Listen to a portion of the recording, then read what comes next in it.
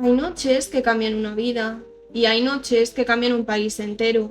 El 3 de julio de 2021, Samuel Luiz, un joven de 24 años, salió con unos amigos por las calles de La Coruña después de pasar la noche de fiesta. Lo que parecía una madrugada como cualquier otra terminó convirtiéndose en cuestión de minutos en uno de los casos que más conmocionaron a España en los últimos años. Todo comenzó con una confusión, una videollamada, un malentendido y una reacción que nadie podía imaginar hasta dónde llegaría.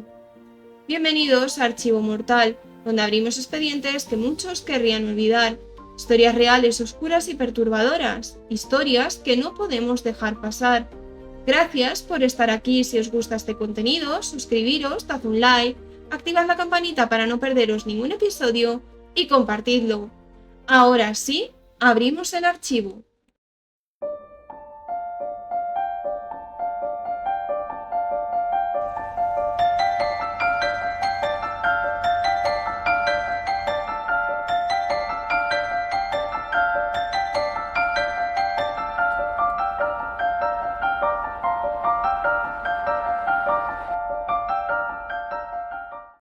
Samuel Luiz Muñiz, conocido entre sus amigos como Samu, tenía 24 años de edad al momento de los hechos. Había nacido en 1997 en Brasil. Era hijo de Lola Muñiz, nacida en Borroa, una pequeña aldea de La Coruña, y Max South Luiz, de origen brasileño. Cuando Samuel tenía solo un añito, la familia se trasladó a España. Vivían en el barrio de Meicende, en el municipio de Arteijo, en La Coruña. Aunque no tenemos muchos datos de la infancia del joven, se sabe que con 18 años cursó un grado técnico de auxiliar de enfermería y con 20 años comenzó a trabajar como auxiliar de enfermería en la residencia de la Fundación Padres Rubinos. A la vez estudiaba para profesionalizarse como protésico dental. Por su trabajo, Samuel fue uno de los profesionales sanitarios que afrontó en primera línea de pandemia en las instituciones de atención y salud a ancianos. Según sus compañeros de trabajo, era muy querido por los pacientes de la institución. El joven también colaboraba con la Cruz Roja Española. Samu era miembro de la Congregación Cristiana, un grupo evangélico donde participaba activamente y era guía espiritual de otros feligreses. Se le describe como un joven de temperamento tranquilo y personalidad pacífica. Precisamente por venir de la pandemia, el ocio nocturno estuvo meses cerrado para evitar contagios. Así que, tras la reapertura del 1 de julio de 2021, Samuel aprovechó para salir con un grupo de amigos al pub denominado El Andén, situado en el paseo marítimo de la playa de Riazor. Habiéndolo pasado tan bien, la noche siguiente, la noche del viernes 2 de julio, decidió salir a la misma zona con otro grupo de amigos, con Diego, Lina y Andrea. Previamente, a las 10 de la noche, quedaron en casa de Samu para ir juntos a Riazor. Después fueron al andén, donde permanecieron hasta las 3 de la madrugada aproximadamente, tiempo límite de apertura decretado por las autoridades.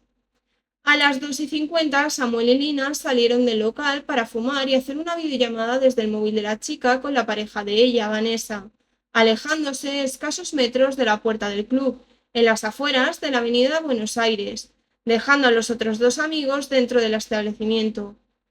Según el relato de la pareja de Lina, durante la videollamada Samuel estaba emocionado, intentando convencer a la joven de que saliera la noche siguiente también con él. La conversación continuó animadamente relatando los episodios divertidos que habían sucedido durante la noche, hasta que decidieron mostrarle dónde estaban, dando la vuelta al teléfono móvil. En ese momento pasaron junto a ellos Diego Montaña y su pareja, Katy, de aproximadamente la edad de Samuel. Diego gritó que les dejasen de grabar. Sin darle mayor importancia, Samuel y Lina se apresuraron a explicarle que se trataba de un malentendido, que estaban haciendo una videollamada. Incluso Vanessa, desde el otro lado del teléfono, alzó la voz para corroborar la versión de su novia y su amigo. Sin embargo, el hombre le dijo textualmente, según testificaron las chicas, o paras de grabar o te mato, maricón. A Samuel solo le dio tiempo a pronunciar, ¿maricón de qué? Él nunca se había tenido que esconder ni avergonzarse por su orientación sexual y que se encontraba rodeado por una familia que lo respetaba y unos amigos que lo querían y aceptaban. Lina explicó que de inmediato Diego le pegó un puñetazo muy fuerte y ella empezó a gritar. Por su parte, Vanessa testificó que aunque el vídeo se paralizó, el audio seguía sonando, y aunque no sabía exactamente qué estaba ocurriendo, escuchaba los puñetazos y cómo Lina gritaba que por favor lo dejase, que era su amigo. Según Lina, al principio la chica que iba con Diego trató de separarlos, pero cuando ella también intervino, la chica la alejó agresivamente, aunque esto no se probó en el juicio. En ese momento, otro joven intervino para tratar de impedir que el agresor continuase golpeando a Samuel, lo que logró que éste se retirara del lugar. Cuando el agresor se fue, Samuel, con visibles contusiones en el rostro, pidió a Lina que buscara su móvil, que se había caído durante la paliza. Para calmarlo, Lina empezó a buscar el dispositivo, dejando a Samuel con el joven que lo había ayudado. Mientras buscaba el móvil, el agresor volvió acompañado de otras 6 personas, quienes aprovecharon la oportunidad para acorralarlo y golpearlo hasta dejarlo inconsciente, a los gritos de maricón de mierda. Según la investigación policial, al menos 4 personas siguieron dándole patadas a Samuel hasta que el joven dejó de moverse. Lo patearon y persiguieron durante 250 metros desde el pub hasta el número 2 de la Avenida de Buenos Aires, donde continuó el ensañamiento durante 15 minutos, sobre todo con patadas en la cabeza. Cuando Lina logró alcanzar a Samuel, el joven yacía en el suelo, al otro lado de la calle, donde había tratado de resguardarse alejándose de sus agresores. Al ver que la víctima no reaccionaba, los atacantes huyeron del lugar. Los senegaleses Ibrahima Shakur y Magate Ndiaye fueron uno de los pocos ciudadanos que intentaron detener la paliza apartando a los agresores. La policía pudo confirmar con rapidez a través de los teléfonos móviles la identidad de la mayor parte de los agresores, en su mayoría mayores de edad. A todos ellos se les interrogó de forma separada para contrastar las versiones ofrecidas de cada uno sobre el caso. Antes de la llegada de la ambulancia que atendió a la víctima, Samuel recibió la ayuda ciudadana de varias personas que se encontraban a esa hora cerca del lugar del suceso. Todas estas personas declararon a la policía cómo fueron parte de los hechos que pudieron ver. Samuel presentaba multitud de hematomas, especialmente en la cabeza y el pecho. Al lugar llegó una patrulla de la Policía Nacional que pidió de inmediato una ambulancia. El personal sanitario intentó reanimar durante 2 horas a Samuel sin éxito. El joven fue trasladado al Complejo Hospitalario Universitario de La Coruña, donde solo pudieron certificar su fallecimiento. El informe forense determinó que la causa de la muerte fue un traumatismo cráneoencefálico severo. Si bien inmediatamente fue decretado el secreto de sumario, el 4 de julio de 2021, fuentes cercanas a la investigación informaron que algunos testigos habían permitido la identificación de los presuntos autores. La Policía Nacional analizó vídeos grabados de personas que se encontraban en el sitio, así como de cámaras de vigilancia urbana en esa zona céntrica de la capital provincial. Fue clave para la identificación de los sospechosos las declaraciones de un testigo que llamó al 092, que dijo haber visto a un grupo de personas escapar de la escena del crimen dejando a Samuel agonizando en el suelo. El testimonio también introdujo las primeras pistas sobre la identidad de los agresores, ya que el denunciante declaró a la policía que eran del barrio El Viña, dando detalles particulares sobre uno de ellos, incluido el sobrenombre con el que se le conoce en esa zona. Además, Lina pudo identificar a la persona que inició el asalto al ver uno de los vídeos. Las medidas promulgadas por la Junta de Galicia para facilitar el cribado en caso de brote por la pandemia exigía la identificación de las personas que accedían a un lugar de entretenimiento, facilitando la tarea de los agentes, ya que tanto la víctima como los presuntos responsables de su fallecimiento habían presentado su número de DNI en la discoteca El Andén.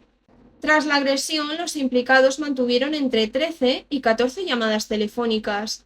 Esas comunicaciones, realizadas en las horas posteriores a la paliza, permitieron a los investigadores reconstruir contactos y evidenciaron un intento de pactar una versión común.